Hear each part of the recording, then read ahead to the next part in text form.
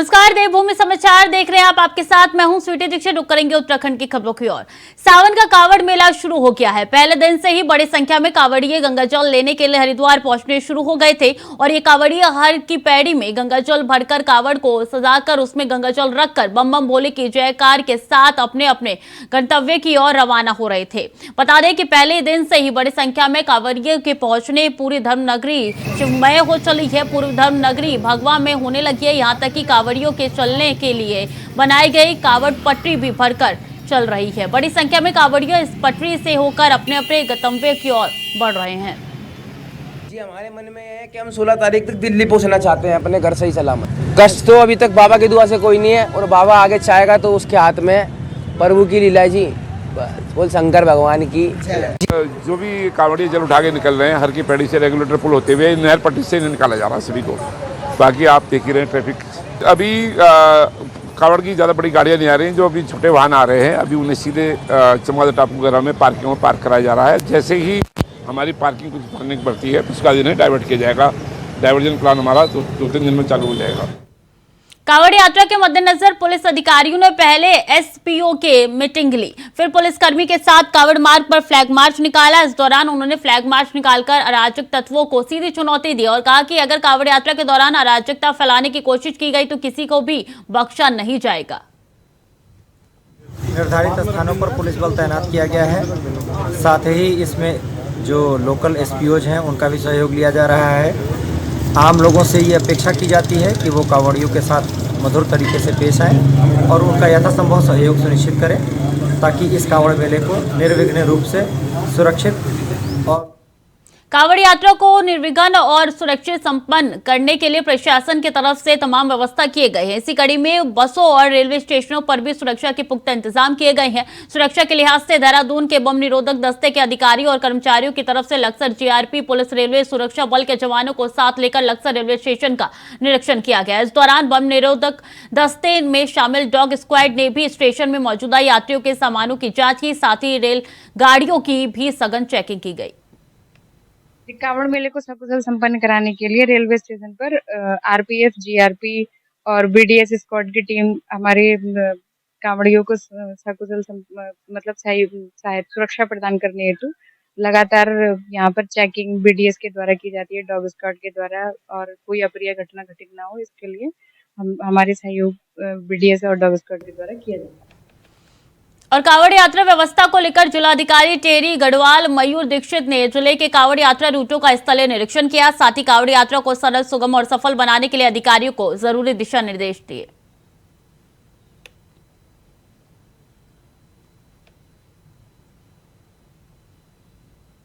कांग्रेस में मतभेद होने का पूर्व मुख्यमंत्री हरीश रावत ने सहमति दी। हरीश रावत का कहना है कि कांग्रेस एक लोकतांत्रिक पार्टी होने के कारण कांग्रेस नेताओं के विचार में स्वतंत्र है, जिसके कारण मतभेद होते रहते हैं। उनकी माने तो भारत में विभिन्न संस्कृति, भाषा और धर्म है, लेकिन फिर भी हिंदुस्तान एकजुट है। उसी प्रकार से कांग्रेस में मतभेद तो है पर कांग्रेस एक है। इसके साथ ही हरीश रावत ने बीजेपी पर भी जमकर निशाना साधा है। उन्होंने बीजेपी को आरएसएस की फ्रेंचाइजी बताकर उसे इशारों पर नाचने वाली पार्टी बताया है। के सारे भाजपा जो है जुड़वा बच्चों के रूप में पैदा हुई है। अरे जो भी व्यक्ति अलग अलग पैदा हुए, अलग अलग माँ से पैदा हुए, अलग अलग सोच के साथ आगे बढ़े तो उनके कुछ स्वतंत्र विचार होंगे। तो भाजपा तो असल में भाजपा में विचार है ही नहीं, कांग्रेस में विचार है, इसलिए थोड़ा सा कैसी मामलों में मतभेद दिखाई देता होगा। मैं नहीं कहता कि नहीं दिखाई देता, क्योंकि ये लोकतांत्रिक पार्टी है कांग्रेस और लोकतंत्र का स्वभाव है थोड़ा मतभेद होना, बातचीत होना, फिर सहमति बनती है। उत्तराखंड के बागेश्वर जिले के कपकोट विधानसभा के कुंवारी गांव में मानसून सीजन में हर साल बनने वाली झील ग्रामीणों के लिए आफत का सबब बनती है, जिसके परमानेंट सॉल्यूशन की मांग के साथ विधायक कपकोट उत्तराखंड सरकार के पास पहुंचे। कपकोट विधायक सुरेश गड़िया ने बताया है कि पिछले 2-3 सालों से लगातार यहां झील बन रही है और स्थानीय प्रशासन की तरफ से जब खतरा ज्यादा बन जाता है तो इस झील को पंचर किया जाता है। उन्होंने बताया कि पिंडर नदी भी इसी इलाके से निकलती है और इस पूरे गांव की समस्या का कोई परमानेंट सॉल्यूशन अब तक नहीं मिल पाया है। सुरेश गड़िया ने कहा है कि गांव पूरी तरीके से आपदा की चपेट में है और इसको विस्थापित किया जाना है, जिसको विस्थापन को लेकर जिनकी तरफ से शासन में गुहार लगाई गई है और विस्थापन के लिए अब 2 करोड़ 25 लाख का प्रस्ताव को स्वीकृति दी गई है। क्षेत्र कपकोट के जो दूरस्थ क्षेत्र कुंवारी का है, जहाँ से पिंडर नदी निकलती है, उस नदी में पिछले साल भी झील बना था, उससे पहले साल भी झील बना था। हमने सिंचाई विभाग के माध्यम से उसको खुलवा दिया गया था और आपने देखा होगा लंबे समय तक वो मलबा जो मिट्टी आ रही थी उस सिल्ट के कारण से, तो पिंडर नदी का जल भी जो है लगातार दूषित होते गया। तो इस बार भी झील बना है, तो इसलिए जिस तकनीकी के कारण से हमने पिछले बार उसको खोला था, तो उसी तकनीकी से हम इस बार भी प्रयास करेंगे। और उत्तराखंड के कृषि मंत्री गणेश जोशी ने प्रेस कॉन्फ्रेंस कर कृषि कल्याण योजनाओं की जानकारी दी। उन्होंने बताया कि केंद्र और राज्य सरकार के संयुक्त प्रयासों और योजनाओं से उत्तराखंड के किसानों को लाभ मिल रहा है। खासतौर पर मोटे अनाज यानी मिल्ट्स ने किसानों की आय दोगुनी करने के लक्ष्य को जल्द ही प्राप्त किया जा सकेगा। सेब की बागवानी भी किसानों की आय दोगुनी करने के लिए महत्वपूर्ण साबित होगी। आज पुष्कर सिंह धामी जी के नेतृत्व में हमारा विभाग नित्य नई ऊंचाइयों को छू रहा है। जहां पिछले वर्ष 2 लाख के लगभग सेब के पौधे रोपित किए गए थे, इस वर्ष 12 लाख के लगभग पौधे रोपित किए गए हैं। जहां एप्पल मिशन में पहले 4 करोड़ रुपये मिलता था, मैं आभार करता हूँ माननीय मुख्यमंत्री जी का, इस बार 35 करोड़ की व्यवस्था की है। बीजेपी के खानपुर मंडल अध्यक्ष मनोज पवार और मंडल महामंत्री राजेश सैनी ने खानपुर विधायक उमेश शर्मा को हवाई नेता बताया है। उन्होंने कहा है कि विधायक उमेश को सांसद डॉक्टर निशंक पर उंगली उठाने से पहले अपने गिरेबान में झांकना चाहिए। विधायक कह रहे हैं कि लक्सर खानपुर क्षेत्रों में 10 साल से कोई विकास कार्य नहीं हुए हैं। विधायक को अपने चश्मे का नंबर बदलना चाहिए। लक्सर रोड की हाईवे, लक्सर खानपुर हाईवे, बसेड़ी, ज्वालापुर, रायची, लक्सर समेत दर्जनों मार्गों के निर्माण के अलावा सोलानो में के मथाना और पोडोवली पुल आदि करोड़ों के विकास कार्य सांसद निशंक की ही देन है। विधायक जी हमारे जो विधायक हैं खानपुर के, वो हवाई बात कर रहे हैं। वो हेलीकॉप्टर से आए थे और हेलीकॉप्टर वाली ही बात कर रहे हैं। ज़मीन पे कोई उनका काम नहीं है। और विधायक जी ने एक अस्पताल की बात की थी कि खानपुर में अस्पताल बनवा रहा है। कहाँ है अस्पताल? अरे कहीं दिखाई तो दे। और धुरनी कुआखेड़ा मार के चौड़ीकरण की बात करते थे, वो केवल कागजों में ही है, ज़मीन पे तो कहीं दिखाई नहीं दे रहा हो। अरे विधायक जी, आप ज़मीन पे काम करें, आपको जनता ने काम करने के लिए चुना है, आप दूसरे पे आरोप मत लगाएं, आप खुद ज़मीन पे आगे। माननीय विधायक उमेश कुमार जी से कहना चाहता हूं कि दूसरे की तरफ एक उंगली खड़ी करेंगे तो अपनी तरफ 3 होंगी। माननीय विधायक जी, आप स्वयं को देखें और धरातल पर कार्य करें। जब धरातल पर कार्य कर नहीं रहे, आप हवाई बात कर रहे हैं। आप कोई भी खानपुर विधानसभा की 1 किलोमीटर की सड़क दिखा दें जो आपने पिछले 1 साल में निर्माण किया हो, जिस पर लोग उसका लाभ ले रहे हों। आप माननीय सांसद जी की बात कर रहे हैं। 10 साल पहले इस क्षेत्र की दशा बहुत खराब। रोड बुरनी को होते हुए बाईपास रोड जाएगा कुआखेड़े तक, कहाँ पर है? कहीं नहीं है। तो ये झूठी बातें कहकर जनता को धोखे में रखने से कोई लाभ नहीं है। और मैं विधायक जी से यही कहूँगा कि विकास की बातें करें, आप विकास पर बैठ कर डिबेट करो। आप ये ना कहें कि मेरे से पहले कुछ नहीं किया। मैं तो उत्तराखंड सरकार की तरफ समान नागरिक संहिता का ड्राफ्ट तैयार किए जाने और जल्द ही इसे प्रदेश में लागू किए जाने के बाद प्रधानमंत्री नरेंद्र मोदी की तरफ से देश भर में समान नागरिक संहिता को लागू किए जाने की बात कही जा रही है, जिस पर अखिल भारतीय अखाड़ा परिषद के अध्यक्ष महंत रविंद्र पुरी ने मुख्यमंत्री पुष्कर सिंह धामी और केंद्र की तरफ से अलग सत्र में लाए जा रहे यूसीसी कानून के फैसले का स्वागत किया है। जो हमारा यूनिफॉर्म सिविल कोड है बहुत ज़रूरी है हम सब के लिए, जितने हिंदू मुस्लिम सिख ईसाई सब के लिए एक समान सब के लिए कानून बनना चाहिए। हिंदुओं के लिए अलग, मुसलमानों के लिए अलग ऐसा कानून उचित नहीं है। भारत में 1 नेशन 1 लॉ होना बहुत ज़रूरी है। और जो हमारे माननीय मुख्यमंत्री, उत्तराखंड के माननीय मुख्यमंत्री जिन्हें बहुत अच्छा कार्य किया है, इसकी पहल की है और सेंटर भी इसकी पहल कर रही है, बहुत अच्छी बात है। इसके लिए जो है सभी जितने भी हम हिंदू मुस्लिम सिख ईसाई सबको एक होना चाहिए और सबको जो है सरकार का समर्थन करना चाहिए। और उत्तराखंड कांग्रेस की मुख्य प्रदेश प्रवक्ता गरिमा दसौनी ने एक बार फिर बीजेपी पर निशाना साधा। उन्होंने बीजेपी विधायकों की ओर से लगाए गए आरोपों के बाद धामी सरकार से सरकारी जमीनों पर हो रहे अवैध कब्जों को छुड़ाने की मांग की है। कांग्रेस प्रवक्ता ने कहा है कि कांग्रेस के प्रदेश अध्यक्ष पहले भी कई बार इस तरीके के आरोप राज्य सरकार पर लगा चुके हैं। अब कांग्रेस के उन्हीं आरोपों की पुष्टि बीजेपी के विधायक विनोद चमोली भी कर रहे हैं। भाजपा राज में भूमाफियाओं के आतंक का यह आलम है कि अब खुद भाजपा के विधायक विनोद चमोली ने सरकारी भूमि के भूमाफियाओं के द्वारा खुर्द-बुर्द किए जाने की तफसील से शिकायत की है। इससे पहले मेरे अध्यक्ष करण महाराज जी ने भी एक प्रेस वार्ता के जरिए सरकार को और मुख्यमंत्री जी को कैटेगोरिकली बताया था कि सहस्त्रधारा रोड में 6 बीघा जमीन एक प्राइवेट इंस्टीट्यूट के द्वारा कब्जा ली गई है, जिसकी शिकायत आपके 7 बार के पार्षद अजय सिंघल ने पहले नगर निगम में की, उसके बाद आरटीआई डाली। जब कुछ होता हुआ नहीं देखा तो उसे आयोग की शरण लेनी पड़ी। उसके अलावा डालनवाला चौकी के बगल में कई बीघे जमीन पर नगर निगम ने टैक्स जमा कर लिया है और वो भूमि नगर निगम की बताई जा रही है। वहीं उदासीन अखाड़े की बात भी महाराज जी ने अपनी प्रेस कॉन्फ्रेंस में कही थी, लेकिन सरकार है कि उसकी कानों में जू नहीं रहेंगी। और अब विनोद चमोली की शिकायतों के बावजूद, आरोपों के बावजूद यदि सरकार हरकत में नहीं आती तो ये समझा जाएगा कि सरकार न सिर्फ संरक्षण दे रही है बल्कि उसकी ही मिलीभगत से उत्तराखंड की जमीनों को नेस्तनाबूद किया जा रहा है। और उत्तराखंड के पूर्व मुख्यमंत्री हरीश रावत ने 1 घंटे का उपवास रखा। उन्होंने कहा कि उपवास उत्तराखंड में उन बेरोजगारों के लिए जो 2 वक्त की रोटी पानी के लिए संघर्ष कर रहे हैं। इनकी इच्छा के लिए वो बेरोजगारों को लेकर प्रदेश भर में यात्रा निकाले, लेकिन उनके घुटनों में दर्द होने के चलते ऐसा नहीं कर पा रहे हैं। लेकिन एक दिन वो बेरोजगारी के साथ धरने पर जरूर बैठेंगे। आज का ये 1 घंटे का मौन व्रत उन संघर्षशील नौजवानों को समर्पित है जो आज भी सरकारी नौकरियों और दूसरे प्रकार के रोजगार की तलाश में संघर्ष कर रहे हैं। मेरा ये उपवास उन नौजवानों को समर्पित है जो लोग संघर्ष की राह पर बढ़ रहे हैं मगर अपनी बात को सुनवा नहीं पा रहे। खास मेरे गोरू में कुछ ताकत होती तो मैं उनके लिए।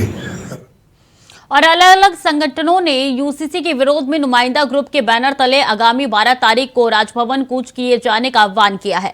संगठनों ने जुड़े सदस्यों का कहना है कि यूसीसी लागू होने की दशा में राज्य में रह रही विभिन्न जातियों, धर्मों और अल्पसंख्यकों समेत सभी जातियों की धार्मिक सांस्कृतिक परंपराएं बाधित होंगी। वहीं इसको लेकर बार काउंसिल उत्तराखंड की पूर्व chairman person advocate Razia Beg का कहना है कि उत्तराखंड राज्य नया और छोटा और इस राज्य में बेरोजगारी, पलायन, राज्य का विकास, भूकानून आदि जैसे कई बहुत सारी समस्या है जिन पर अभी तक गंभीरता से कार्य नहीं हुआ है। कर दिया है वो एक यूसीसी कह के लोगों को गुमराह कर रही है सरकार नहीं बता रही है कि कौन कौन से बिंदु हैं जिन बिंदुओं पे सरकार यूसीसी लाना चाहती है। आपको पता है, आप तो पत्रकार बंधु समझदार हैं, या पूरी जनता ये चीज देख रही है। सिर्फ यूसीसी कह के आप डरा रहे हैं लोगों को। आप कह रहे हैं सिर्फ कि एक हवा बना के एक विशेष समुदाय को या विशेष लोगों को आप डराने का काम कर रहे हैं। आप कह रहे हैं जी यूसीसी लेके आ रहे हैं जी, हम यूसीसी लेके आ रहे हैं जी। आपके पास मुद्दा नहीं रहा राम मंदिर का, आपके पास मुद्दा नहीं रहा बाकी अब 370 नहीं रहा आपके पास, बहुत सारी चीजें आपके पास रही नहीं। अब आप ले दे के बसता है आपके पास यूसीसी। अब हमें तो बता दें कि मुद्दा यूसीसी तो ये तो बहुत एम्पल है, बहुत वसी है। बहुत यूसीसी की बात करेंगे तो बहुत सारी, किस किस में इक्सा कानून करेंगे आप, किस किस में करेंगे? तो आप जनता को गुमराही तो कर रहे हैं कि हम यूसीसी लेके आ रहे हैं। आप बता तो दो कि आपका यूसीसी का एजेंडा है। उत्तराखंड में मौसम विभाग ने पौड़ी टिहरी जिले में बुधवार से 8 जुलाई तक भारी बारिश की चेतावनी जारी की है। वहीं मौसम विभाग की तरफ से येलो अलर्ट जारी कर दिया गया है, जिसकी जानकारी देते हुए मौसम विभाग के निदेशक डॉक्टर विक्रम सिंह ने 4 जिलों के अलावा कई जिलों में भी तेज बारिश की संभावना जताई है। वहीं बुधवार देर रात को जमकर बारिश हुई, जिससे कई जगह जलभराव हो गया है। अच्छी बारिश जो है प्रदेश में मिल रही है और कल भी जो है जो एक्टिविटी वो अच्छी रहने वाली है प्रदेश में। 6 तारीख के लिए भी अगर बात करें तो ये 2 दिन अच्छी एक्टिविटी प्रदेश में दिख रही है। और इसमें विशेषकर अगर हैवी से वेरी हैवी रेंस की बात करें तो हमारे देहरादून, टिहरी और पौड़ी जो डिस्ट्रिक्ट है, तो देहरादून से जो लगे हुए एरियाज हैं आपके टिहरी के और पौड़ी डिस्ट्रिक्ट के, तो उनमें ज़्यादा संभावना इस तरह की एक्टिविटी की है। जो हैवी से वेरी हैवी रेन्स जो है आइसोलेटेड प्लेसेस पे जो है वो मिल जाएगी आज और कल में 2 दिन जो है। तो इन एरियाज़ को या इन डिस्ट्रिक्ट्स को जो है हम लोग ऑरेंज अलर्ट में जो है, ऑरेंज वार्निंग में जो है उसको रखा गया है। राजधानी में हो रही मूसलाधार बारिश का असर बीजेपी मुख्यालय में भी देखने को मिला। यहां तेज बारिश के चलते दफ्तर में पानी घुस गया और बीजेपी के नेता वहां पर बैठकर ये नजारा देख रहे। खास बात तो यह है कि बीजेपी मुख्यालय का ये वीडियो कांग्रेस के प्रवक्ता गरिमा दसौनी ने जारी किया है।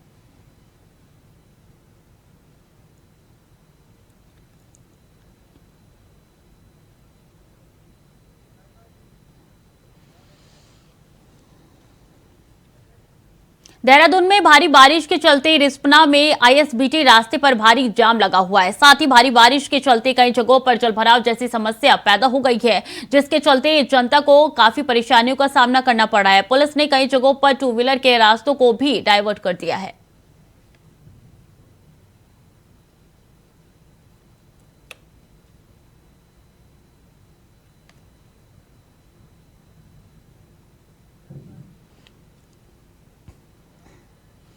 उत्तराखंड में आसमान से बरस रही आफत की बारिश, देहरादून, ऋषिकेश हो या फिर दूरस्थ पहाड़ी जनपद, सभी जगहों पर बारिश अपना कहर बरपा रही है और आम जनता की मुश्किलों को लगातार बढ़ा रही है। देहरादून में बारिश के चलते जहां सड़कें नदियां में तब्दील हो गई है, तो वहीं जाम के चलते जनता को भारी परेशानी का सामना करना पड़ रहा है। साथ ही राज्य में कई जगहों पर नालों में पानी ज्यादा आने से दुर्घटनाएं हो रही है, तो वहीं भूस्खलन से चारधाम यात्रा मार्ग पर बाधाएं आ रही है। ऐसे में प्रशासन और सरकार युद्ध स्तर पर आम जनता की मुश्किलें कम करने में जुटी हुई है।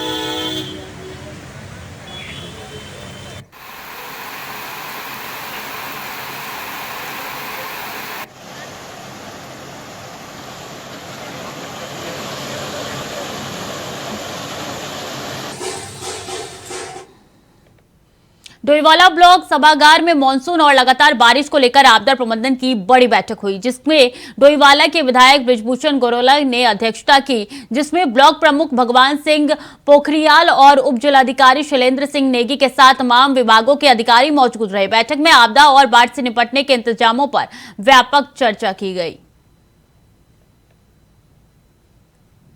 कि यहाँ पर आप आपदा प्रबंधन की बैठक रखिए, क्योंकि बरसात का सीज़न शुरू हो गया है और सभी विभागों को यहाँ पर सभी हमारे पेयजल, पीडब्ल्यूडी, सिंचाई, खाद्य विभाग, एसडीआरएफ और हमारे एयरपोर्ट के अधिकारी, हमारे जितने भी सभी विभाग हैं, बिजली विभाग, सभी विभागों के अधिकारी आज यहाँ पे आए हैं और हमने आज इनकी पूरी बैठक की इनकी समीक्षा करी है कि क्या क्या तैयारियाँ हैं और जो हमारे सेंसिटिव जोन हैं उन सेंसिटिव जोनों में हमने सभी को कह दिया गया है कि वो अपनी फोर्स के साथ, अपने सब तालमेल के साथ अपना खड़े रहें और कभी भी कोई आपदा की आती है, कहीं कोई पानी का फ्लड चढ़ता है, कहीं होता है, तो उसमें अभी से सुरक्षित स्थानों को चिन्हित कर लें। विधायक डोईवाला जी ने परसों ही कहा था कि एक बैठक रखवा लेते हैं और आज हमने सभी विभागों को यहाँ पर बुलाया और सभी के साथ विभाग वाइज जो है हमने चर्चा की और साथ में हमारी अपनी तैयारियां क्या हैं उसको भी शेयर किया। मैं बताना चाहूँगा कि हमने जो है 15 जून से और 15 सितंबर तक से हमारा जो आपदा जो सीज़न होता है, मानसून सीजन, उसका दृष्टिगत तहसील स्तर पर हमने जो है कंट्रोल रूम बना दिया है और सभी विभागों की क्रमवार जो है ड्यूटियाँ जो है 24 घंटे के लिए वहाँ पर। शहरी विकास मंत्री प्रेमचंद्र अग्रवाल ने 31 करोड़ 68 लाख की लागत से प्रधानमंत्री आवास योजना के तहत बन रहे 528 फ्लैट्स का स्थानीय निरीक्षण किया। इस दौरान उन्होंने बताया कि सीएम धामी ने इसका शिलान्यास किया था। सरकार गरीबों के हित में काम कर रही है। सरकार का प्रयास है कि जो भी योजनाएं चल रही है उन पर लाभ समाज के अंतिम छोर तक पहुंच सके। पीएम आवास योजना के तहत 528 गरीबों के आवास बनाए जा रहे हैं। प्रधानमंत्री जी की बहुत ही महत्वाकांक्षी योजना है प्रधानमंत्री आवास योजना, जिसमें गरीब लोगों को आवास देने का जो विषय है। और जहाँ पे मैं खड़ा हूँ आप जानते हैं कि काशीपुर में पिछली बार माननीय मुख्यमंत्री जी द्वारा इसका शिलान्यास किया गया था और अभी सितंबर 2024 तक यहाँ ये 528 की जो फ्लैट्स या जो आवास बनने हैं उसको मैं आज देखने के लिए आया था। तो अभी चूँकि बारिश का भी मौसम है और मैं उम्मीद कर रहा हूँ कि 2024 सितंबर तक हम ये मकान बना के तैयार करेंगे ताकि उन लाभार्थी को हम इसका लाभ दे सकें।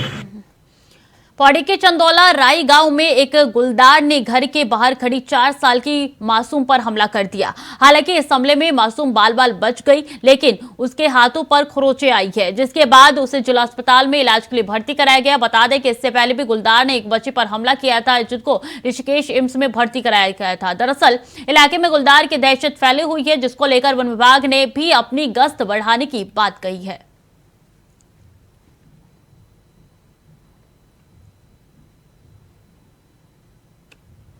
क्या है ये बाघ ने तो 24 घंटे इतना आतंक मचा रखा वहाँ पे। उससे पहले एक बड़ी बहन को पकड़ा वहाँ पे, है ना। खैर शासन प्रशासन जो स्टाफ है, विभाग है, आ ही रहे हैं वहाँ पे, गश्त में भी आ ही रहे हैं, लेकिन बाघ का करना क्या किसी ने भी, है ना। अब भाई साहब लोगों को हम तुरंत फोन करते आते हैं, लगाया उन्होंने पिंजरा भी लगा रखा है, लेकिन पिंजरे का क्या महत्व, जो भाई बाघ तो दिन पर दिन बढ़ता ही जा रहा है ना। हमले भी करते जा रहा है, पहले गडोली में भी किया उन्होंने, अभी 15 दिन पहले, 1 महीने पहले उसी की बड़ी बहन को पकड़ा। क्या किया जाए, शासन प्रशासन क्या सोचता है, मतलब कल मतलब जो है अभी तो पहले जो है तारीख में घटना घटी थी, उस चक्कर में हमने गडोली में पिंजरा भी लगा रखा है और लगातार गश्त जारी है। तो घटना के बाद मुझे लग रहा कि गुलदार जो है रोड के नीचे चला गया। उसके बाद ये भी था कि बैंगवाड़ी में भी गया, तो बैंगवाड़ी में तब से जो है ये रोड के ऊपर नहीं गया, तब से रोड के नीचे घूम रहा है। और हमारे द्वारा गडोली में 2 पिंजरे लगाए गए हैं, तो हम लगातार गश्त कर रहे हैं, और पेट्रोल पंप से लेके और गडोली से लेके और ये सर्किट हाउस से होते हुए ATM आवास होते हुए और सेक्रेटरी में आजकल की डाल रहे हैं। और खबर उत्तराखंड के रामनगर से, जहां मंदिर से चांदी के मुकुट चोरी होने का मामला सामने आया है। नागा बाबा मंदिर में स्थित भगवान बलराम का 1 किलो का चांदी का मुकुट चोरों ने चोरी कर लिया है, जिसके बाद मंदिर में हड़कंप मच गया और मंदिर के पुजारियों ने घटना की जानकारी पुलिस को दी है, जिसके बाद पुलिस ने मौके पर पहुंचकर जांच शुरू कर दी है। बता दें कि चोरों द्वारा मुकुट चोरी करने की घटना से पुलिस सुरक्षा दावों की भी पूरी तरीके से पोल खुलती हुई नजर आ रही है। साथ ही मंदिर के महंत रामेश्वर गिरी महाराज ने बताया कि मंदिर परिसर में एक ही स्थान पर भगवान जगन्नाथ, माता सुभद्रा और भगवान बलराम का मंदिर स्थापित है। ये रात में पता नहीं कैसे चोरी हो गया, और देवता का है, खाली बलराम जी का मुकुट जो है वो चोरी हो गया। काय का था? चांदी का है। कितना किलो का? वो करीब 1 किलो करीब होगी। पुलिस को सूचना दे दी है? जी। देखिए, अभी थोड़ी देर पहले सूचना मिली है, नागनाथ बाबा मंदिर में एक मूर्ति से मुकुट गायब होने की। देखिए, अभी थोड़ी देर पहले सूचना मिली है, नागनाथ। उत्तराखंड में टैक्स चोरी कर धड़ल्ले से दौड़ रही दूसरे राज्यों के रोडवेज बस के बारे में कोई जानकारी रोडवेज के पास नहीं है। ये जानकारी तब मिली जब परिवहन विभाग ने रोडवेज अधिकारियों से दूसरे राज्यों से यहां आ रहे बसों का रिकॉर्ड मांगा। वहीं महानगर अध्यक्ष विजय वर्धन डंडरियाल ने बताया कि देहरादून, विकासनगर, डाकपत्तर और अंतर्राज्यीय मार्ग के बसों के वाहन स्वामियों की तरफ से उत्तराखंड राज्य में करोड़ों रुपए की टैक्स चोरी हर महीने की जा रही है और पता होने के बावजूद भी परिवहन विभाग और RTO के द्वारा रिश्वत खाकर करोड़ों रुपए के राजस्व का नुकसान राज्य को पहुंचाया जा रहा है।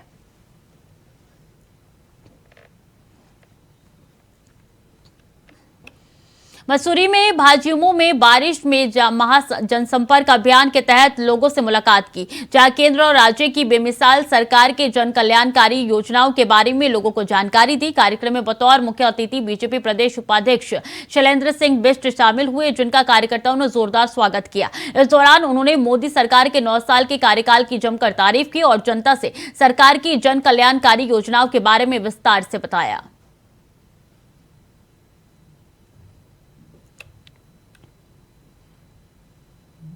पूरे देश के अंदर 9 साल बेमिसाल जो गरीब कल्याण योजनाओं के साथ जो देश के प्रधानमंत्री आदरणीय नरेंद्र मोदी जी ने 2014 में भारत के अंदर एक नए विकास को गति देने का काम किया है, भारत को एक नया नाम देने का काम किया है।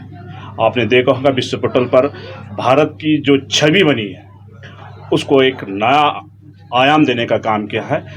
उन गतिविधियों को विकास के नाम पे जो भारत के अंदर विकास हुए उनको लेकर हम घर घर जाने का काम कर रहे हैं। अब पूरे देश के अंदर 9 साल बेमिसाल जो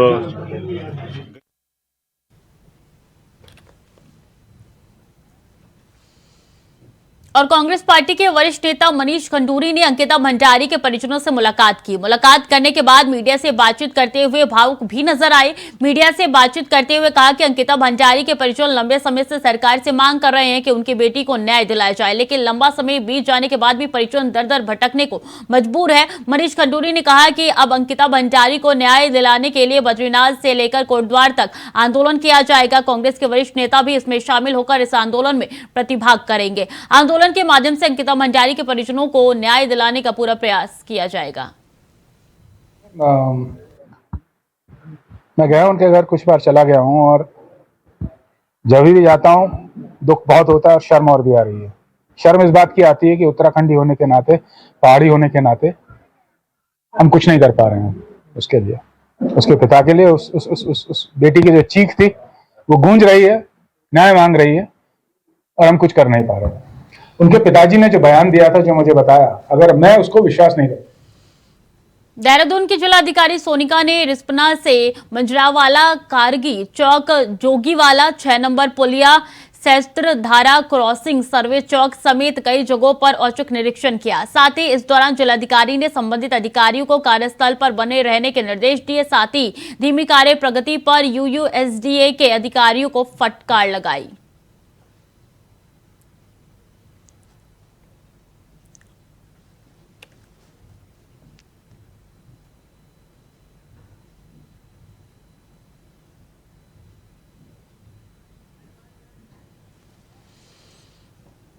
उत्तराखंड एसटीएफ इनामी अपराधियों को पकड़ने के लिए ताबड़तोड़ कार्रवाई कर रही है। इस कड़ी में एसटीएफ ने 3 महीने से फरार 25,000 के इनामी बदमाश यूनुस को शेरगढ़ गांव जिला बरेली से गिरफ्तार किया है। बता दें कि आरोपी ने अप्रैल महीने में अपने साथियों के साथ मिलकर जिला उधम सिंह नगर में गौ तस्करी की घटना को अंजाम दिया था। साथ ही पुलिस कर्मियों द्वारा रोके जाने पर उन्हें जान से मारने की मंशा से उन पर वाहन चढ़ाने का प्रयास भी किया था।